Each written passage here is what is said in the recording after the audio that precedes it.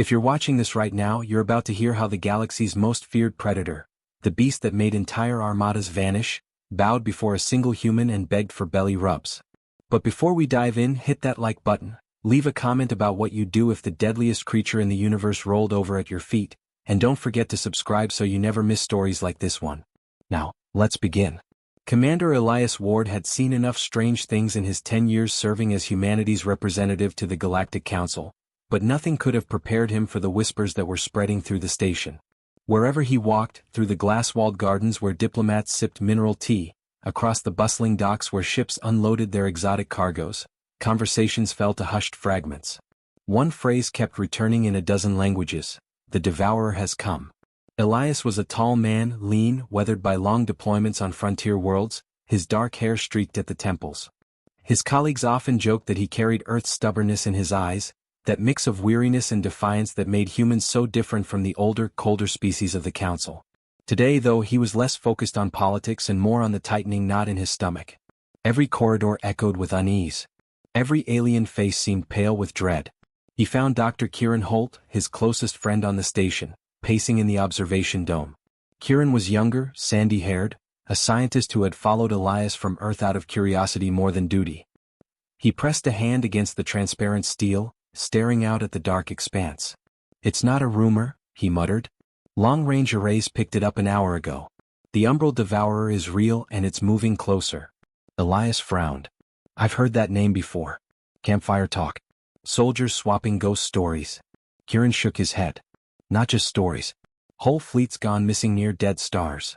Vessels torn apart without warning. Survivors, what few there were, spoke of a shadow that ate the light itself. The elder races banned expeditions into its hunting grounds centuries ago." A metallic hiss sounded behind them. Mason Drake, a broad-shouldered soldier from the Terran Guard, stomped in with combat boots still dusty from drills. His grin carried none of the fear radiating from the aliens outside. "Finally," Mason said, "something exciting? I was getting bored listening to politicians whine about trade routes." Kieran snapped, "You don't understand. If the Devourer's here, we're finished.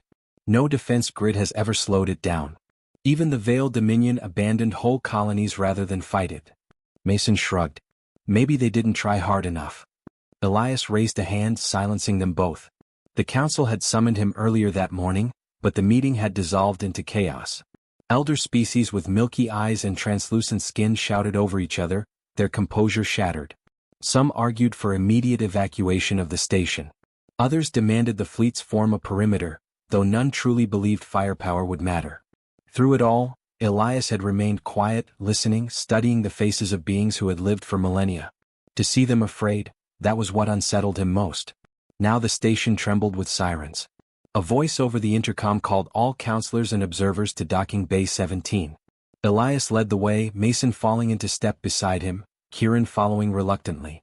The corridors were crowded with dozens of species, their robes swishing, their scales glistening with sweat, antennae twitching nervously.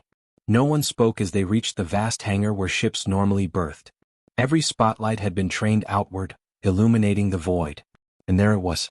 At first Elias thought it was a trick of shadow, the way darkness seemed to gather and fold around itself.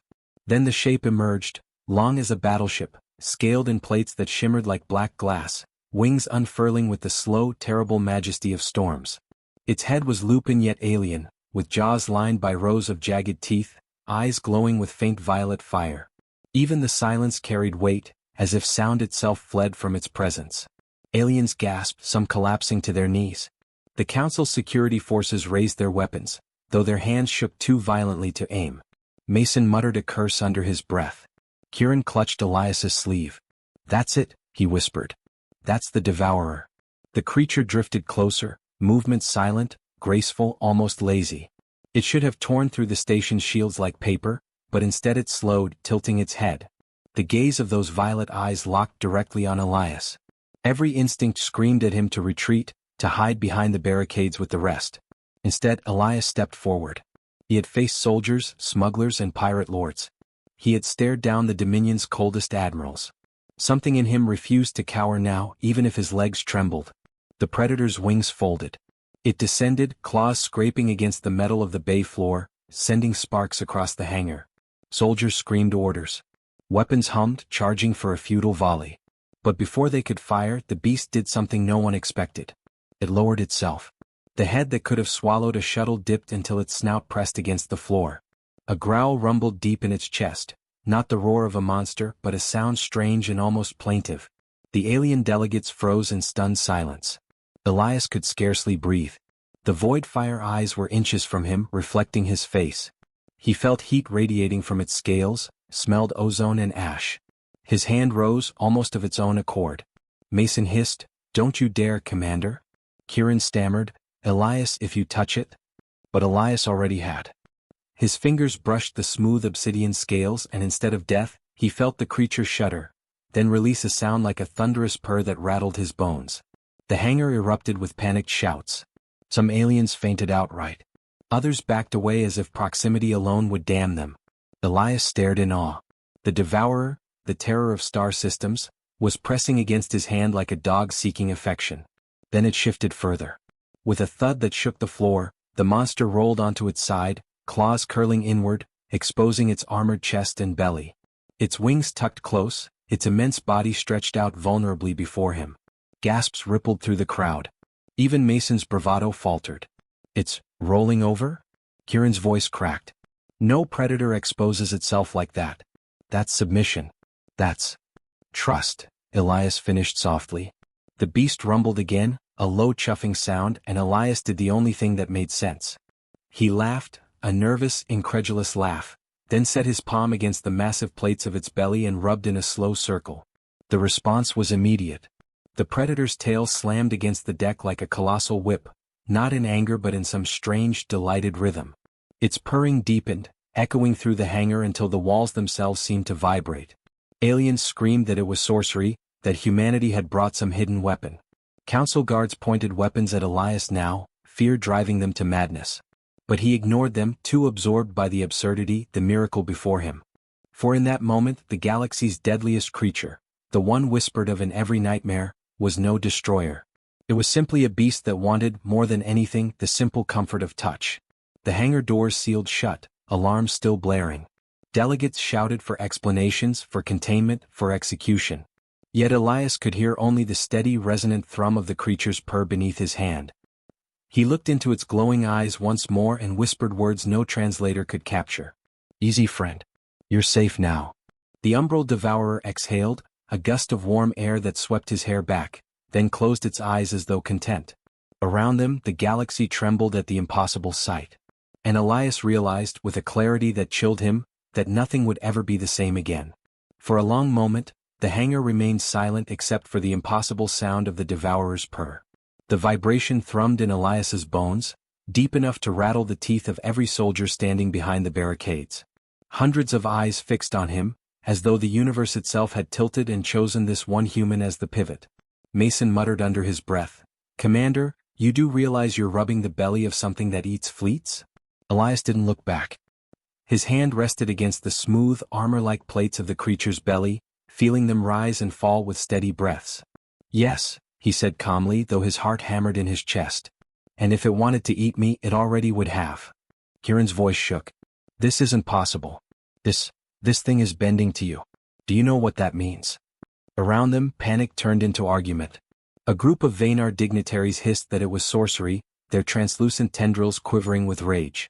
A towering Drosk general pounded his clawed fist against the railing, demanding the human be restrained before he could unleash whatever weapon had compelled the predator. The Council's security force kept their rifles trained, but no one dared to fire. The creature's tail twitched, and the whip-like motion shattered a piece of plating from the deck. That was enough to remind them all that one wrong move could reduce the hangar to blood and ruin. Then the devourer made a sound so startling that even Elias froze. It rolled its massive head toward him, eyes glowing faintly, and exhaled a gust of hot air that rustled his uniform. Its maw parted slightly, rows of teeth glistening. The soldiers tensed for slaughter. But instead, it let out a deep, throaty chuff, something absurdly close to a dog's huff of amusement. Elias laughed despite himself. The absurdity struck him like a blade of light in the darkness. "You just want attention, don't you?" he whispered. The devourer's tail slammed down again, hard enough to rattle the entire deck, but the rhythm had a strange playfulness. It wasn't threat. It was approval. Kieran's jaw worked wordlessly. Elias, it's treating you like a packmate. You can't keep indulging it. Do you realize what the council will think? They already think humanity is trouble, Mason said with a grin. Might as well give them proof. The argument between the two humans faded under the weight of dozens of alien stares. Delegates leaned forward in terror and fascination. Murmurs spread like wildfire. Elias caught fragments of translated speech. The human commands it, they've bred predators, humanity is more dangerous than we feared. One elderly Ithari, her crystalline skin glittering under the hangar lights, raised her staff. This cannot be permitted. That creature is death incarnate. If the human has harnessed it, we face extinction. Elias turned, still keeping one hand on the predator's flank. Harnessed? No. Look at it. Does it look enslaved? The predator stretched its neck and nudged his shoulder with surprising gentleness. A growl rumbled again, not threatening but oddly content, like a giant heartbeat pulsing through the air. Elias's expression softened. It chose this. Not me. Mason chuckled under his breath. Congratulations, Commander. You've been adopted. The humor barely cut through the tension. The hangar filled with clashing voices, alien translators straining to keep up with shouted accusations. Some demanded Elias be detained, others begged that the predator be killed at once, though none dared act on that demand.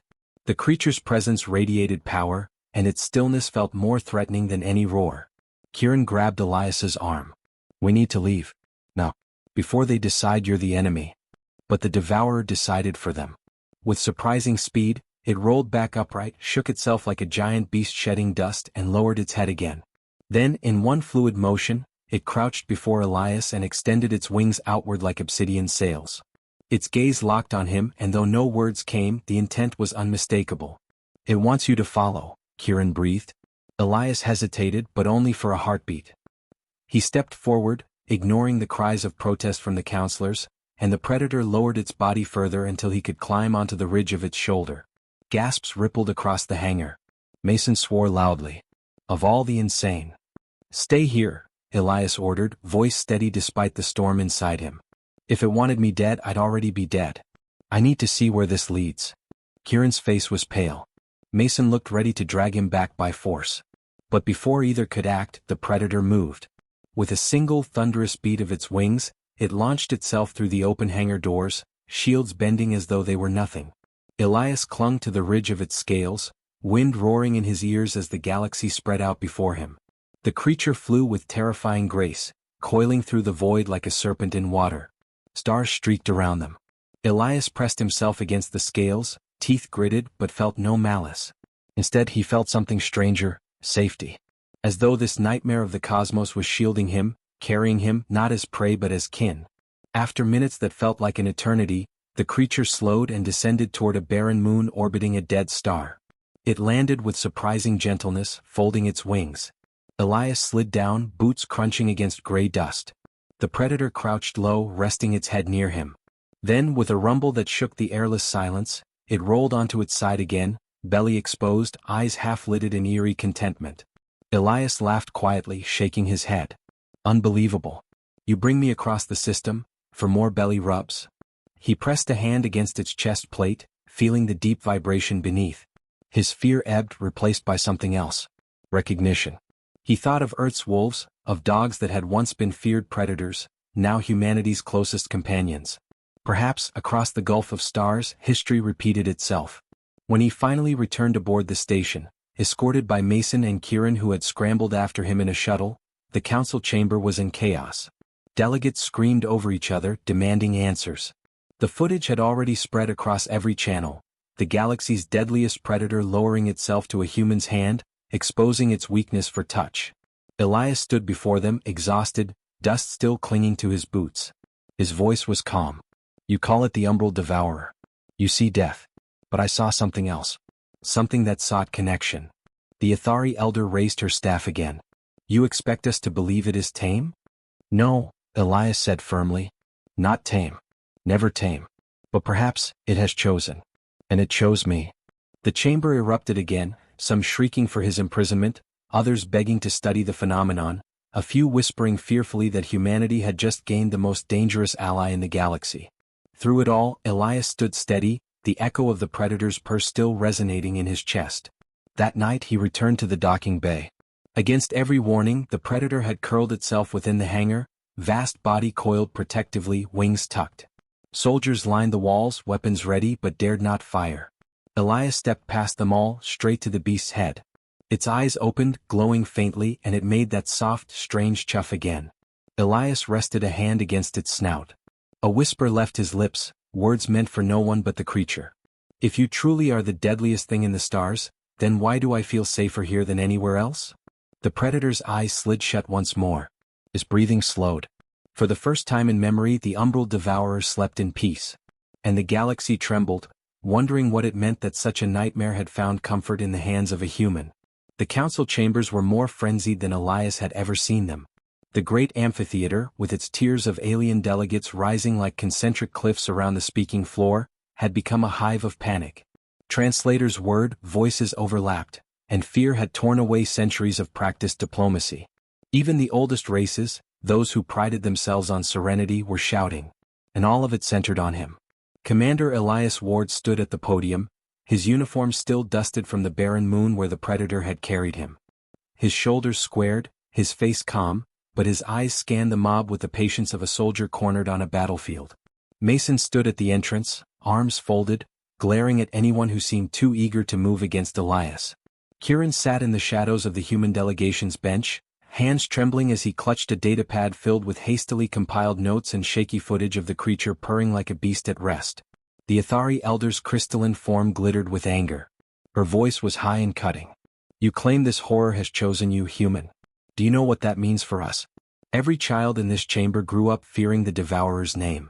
It is death incarnate.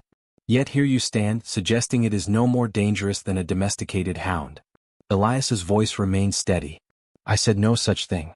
It is dangerous, more dangerous than any weapon you've ever faced. But it is not mindless. It showed me trust. Not submission. Trust. Murmurs cascaded through the tiers. Some shouted that it was a trick. Others muttered that perhaps humans emitted some pheromone, some unseen influence. A reptilian delegate, scales flickering with agitation, hissed, "Then humanity must be quarantined. If you can charm predators of this magnitude, what else have you been hiding from us?" Kieran finally stood, voice cracking but determined. There is no evidence of manipulation. I've studied the recordings. The creature's body language is consistent with Earth animals we once feared and later befriended. Wolves, great cats, even whales. It behaved like them, protective, not compelled. Laughter and derision rippled through the chamber. An insectoid delegate snapped his mandibles. You compare a cosmic extinction predator to livestock? Not livestock, Kieran said, his face flushing. Companions. The room erupted again, shouts crashing like waves. Mason leaned against the doorway, muttering to Elias, "They're terrified. They can't decide if you're the galaxy's most dangerous man or its luckiest fool." Elias gave no sign of amusement. He looked up at the tiers, his voice rising above the chaos. You fear what you do not understand. That fear has cost you fleets, colonies, entire sectors abandoned without a fight. But what if your fear blinded you? What if the Devourer never needed to be your enemy at all? The silence that followed was heavy, fragile. He could feel the tremor of it, as if the chamber itself teetered between revelation and riot. Then, inevitably, the moment broke. A tall Vale noble with steel-gray skin shouted, "This is madness. A predator does not befriend prey. It consumes it." Elias didn't flinch. And yet I stand here unharmed. By the time the session dissolved, no decision had been made. Delegates stormed out, their guards swarming, their whispers darker than before. Humanity's presence on the station was suddenly precarious. Some races eyed Elias with awe, others with murderous suspicion. He walked back to his quarters with Mason and Kieran flanking him, each alert to the glares they passed. That night, Elias returned to Docking Bay 17. The station's curfew alarms echoed faintly, but he ignored them. The great doors opened and there it was, Umbra as Elias had begun to call it. The Devourer lay coiled like a mountain of obsidian, wings draped across the deck. Soldiers stationed around the perimeter refused to meet Elias's eyes. Their fear of the creature extended to him now. Umbra stirred when Elias approached, head lifting slightly, glowing eyes softening. A deep rumble shook the floor. Elias placed a hand against its snout, and the predator exhaled warmly, then lowered its head until it lay flush with the deck once more. Mason, watching from the entry, muttered, Still can't believe it. The galaxy's nightmare reduced to a giant cat. Kieran frowned. Don't underestimate it. That's no cat.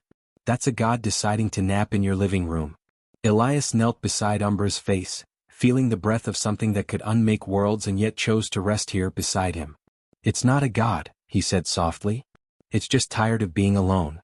In the days that followed, footage of Elias and Umbra spread faster than the council could suppress it.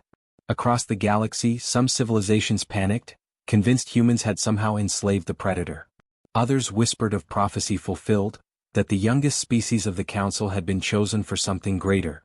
Ships from fringe colonies broadcast messages begging humanity for protection. Rumors grew like wildfire. Inside the station, pressure mounted. Security doubled around the human delegation. Trade partners avoided them. Meals in the common halls fell silent when Elias entered. He endured it with quiet patience, though Mason's temper flared often, and Kieran's nerves frayed under the scrutiny. One evening, Kieran confronted Elias in his quarters. This can't last. They'll never trust us now. They think you're some kind of herald. Or worse, a conspirator. Elias leaned back in his chair, eyes tired. What do you think, Kieran? You've seen it up close. Kieran hesitated, then spoke carefully. I think Umbra isn't what they believe. It's not hunger without end. Lonely. It chose you because you didn't treat it like a weapon. You touched it. You laughed. And for something that has lived in darkness, that must have been like fire. Elias nodded slowly. Then I won't betray that trust. What none of them knew was that their quiet defiance had already drawn enemies. In the shadows of the station, an alliance of terrified delegates formed a plot. They reasoned that killing Elias would break the bond, perhaps unleash the predator's wrath long enough to drive it away. Whispers spread among mercenaries, credits changed hands, and soldiers vanished from posts with suspicious convenience. Mason sensed it first. His instincts had been honed in battlefields where betrayal was more common than loyalty. He cornered Elias in the docking bay, voice low. They're coming for you. Not officially, not in the council's name, but it's happening. Too many doors left unlocked, too many guards looking the wrong way. Someone's planning to cut this bond at the throat. Elias looked at Umbra, who lay curled like a fortress around him. The predator's eyes opened as if it understood the words. A low growl vibrated through the floor, echoing into the steel beams. Kieran paled. If they try, Umbra will slaughter them all. Which is exactly what they want, Mason said grimly. Proof that humanity's a threat. Proof that the devourer can't be trusted. They'll turn your protector into their weapon by forcing its hand. Elias stood jaw set. Then we don't give them the chance. But the chance was already moving against them. In the shadowed corridors of the station, strike teams gathered, armored and armed with weapons meant not to survive the devourer, but to pierce a human's heart. Their orders were simple. Kill Commander Elias Ward, and let the galaxy see what happens when the bond is broken. And as Umbra stirred uneasily in the hangar, its great wings shifting like thunderclouds, Elias realized the true conflict had begun, not between species and predator, but between humanity's fragile trust and the galaxy's relentless fear. The council chamber trembled with restrained tension, every delegate seated in cautious silence as the shimmering figure of the apex stirred in its containment field. Behind the glass, the beast shifted, its scales reflecting the artificial light like liquid steel, its mane of spines crackling faintly with static. Even restrained, its very presence projected a primal dread that pressed down on the chest like a physical weight. Whole civilizations had collapsed under the rumor of its existence. Entire fleets had turned and fled upon encountering its scent trails in the void. Yet here it was, curled loosely like a resting serpent, massive jaws parted in what could only be interpreted as a low rumble of contentment. And beside it, standing at ease with his hands shoved into the pockets of his flight jacket, was Marcus Hale, the one human who dared to call the galaxy's deadliest predator a friend. Admiral Wren, a towering insectoid with glittering mandibles, clacked his mouthparts nervously. Human, you stand in the presence of the ultimate engine of annihilation. Do you comprehend the peril? That thing, your beast, could erase entire worlds if left unchecked. Marcus's gaze never wavered from the apex, and the faintest smile tugged at his lips. Yeah, I've heard the rumors. You all treat it like it's the end of creation. But look at it now. Does that look like a monster to you? Or does it look like a companion who's just waiting for me to scratch behind its spines? Gasps broke through the chamber, delegates recoiling as though he had spoken sacrilege. The apex tilted its massive head at Marcus's voice, molten eyes narrowing with startling intelligence, and then, unfathomably, it pressed its snout against the glass like a tame hound awaiting affection. A sound reverberated, half purr, half thunder, shaking the supports of the containment. Dr. Elias Varon, who had trailed Marcus into this trial-like session, stepped forward quickly to support him. His face was pale from days without proper rest, his voice hoarse but sharp. The evidence is clear. The Apex has demonstrated behavior consistent with bonding. It responds to Marcus with loyalty, even deference. It is not just an instrument of destruction, it is capable of trust. The chamber erupted in overlapping voices, some horrified, some desperate, others calculating. For the council, the possibility that the most feared predator in known existence could be domesticated by a single human was almost too absurd to consider. But in that absurdity lay a terrifying implication. What did it mean about humanity, that they could inspire such loyalty in what no other species had survived encountering? The council speaker slammed the staff of office, and silence bled back into the room. The ancient, crystalline being's voice resonated like breaking ice. Human Marcus Hale, you and your creature represent a paradox we cannot ignore. If the Apex recognizes you as its anchor, then you alone are the fulcrum upon which the galaxy's survival now balances. But know this, should you fail, should that beast turn, all will blame not the predator but humanity itself. Marcus's jaw tightened, his easy grin falling away into something hard, something resolute. Then it's on me. But I won't fail. The Apex isn't what you think it is. And maybe, just maybe, neither are we. The session concluded in unresolved tension, the council dismissing the humans with veiled threats and half-promises. Outside, as they crossed the corridor, Elias exhaled shakily. You realize they'll never trust it. Or you. They see this as a weapon, not a bond. Marcus gave a short laugh, though his eyes never left the enormous silhouette pacing behind the reinforced barrier. That's fine. Let them see it however they want. The Apex knows the truth. That's enough for me. As if on cue, the beast lowered itself, its eye the size of a human torso narrowing to watch Marcus with unwavering focus. It pressed again against the barrier until the shield field flickered faintly. Guards scrambled, but Marcus lifted a hand, steady and calm, and the Apex froze in place like a soldier awaiting orders. The bond between them was undeniable. Yet even as awe spread among the technicians and staff, shadows gathered beyond the council's reach. Not all factions desired this balance of terror and trust. Whispers spoke of assassins hired to sever the link by killing Marcus, of fleets preparing to strike before humanity gained an unstoppable advantage. The Apex, some believed, was too dangerous to live, unless it was shackled as a weapon. That night, Marcus and Elias were escorted to a secure compound on the station's lower levels.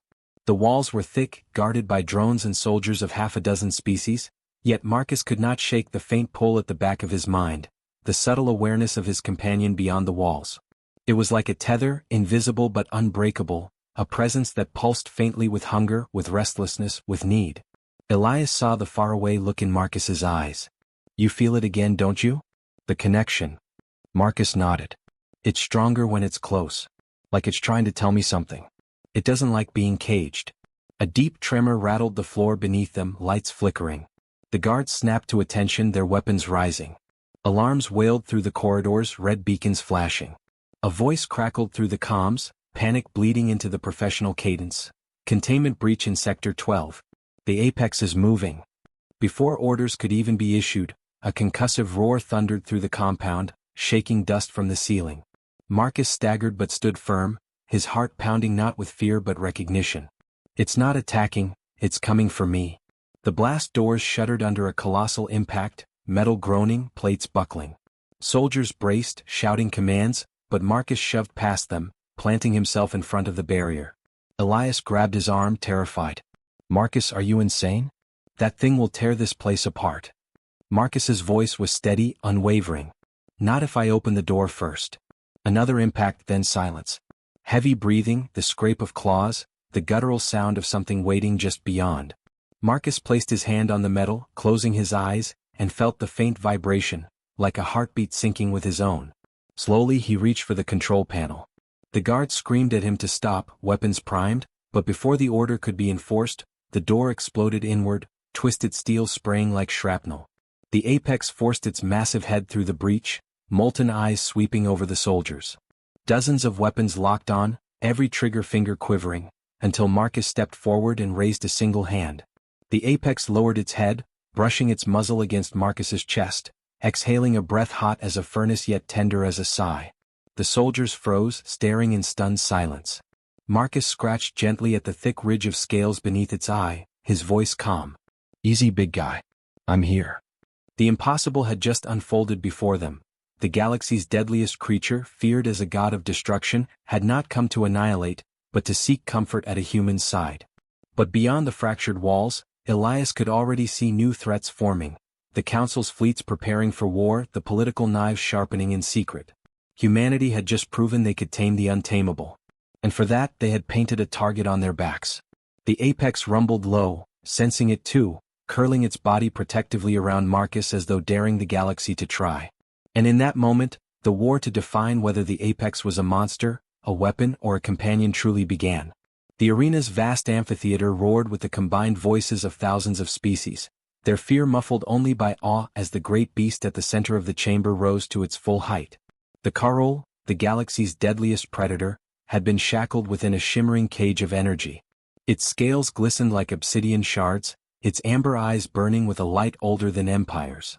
Entire fleets had been destroyed to capture it, entire worlds abandoned to escape its wrath. Now it stood with claws flexing against the binding fields, fangs gleaming as it growled low enough to make the air quake. At Marcus Hale's side, Captain Cale shifted uncomfortably, every instinct urging retreat. His hand brushed the hilt of his blade, though he knew the gesture was laughably symbolic against a monster capable of rending a warship in half. Marcus, however, didn't move.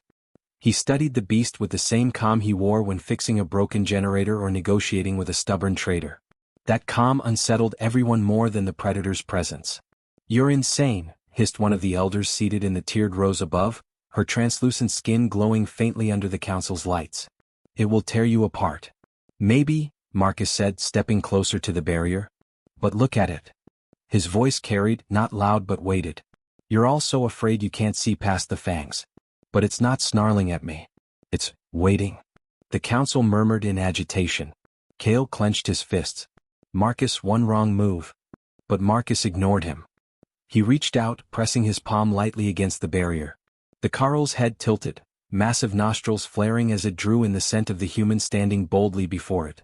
Then, with a slow rumble that vibrated through the chamber, the predator lowered its enormous body, crouching until its massive head rested against the energy field. The silence that followed was deeper than any scream could have been. Thousands watched, paralyzed, as Marcus lifted his other hand, tapped the console, and brought the barrier down. Gasps broke like thunderclaps. The field dissolved into motes of light, leaving nothing between the fragile human and the galaxy's deadliest apex predator. The Carl did not attack. It lowered itself further, belly exposed, wings folded submissively. Its throat rumbled, not with a growl but with something akin to a plea. Marcus took a step forward, then another, until he stood beside its ridged chest. His hand pressed against scales harder than any alloy, and he began to scratch gently along its underside. The predator, terror of fleets, scourge of planets, let out a deep, resonant sound like thunder turned into a purr.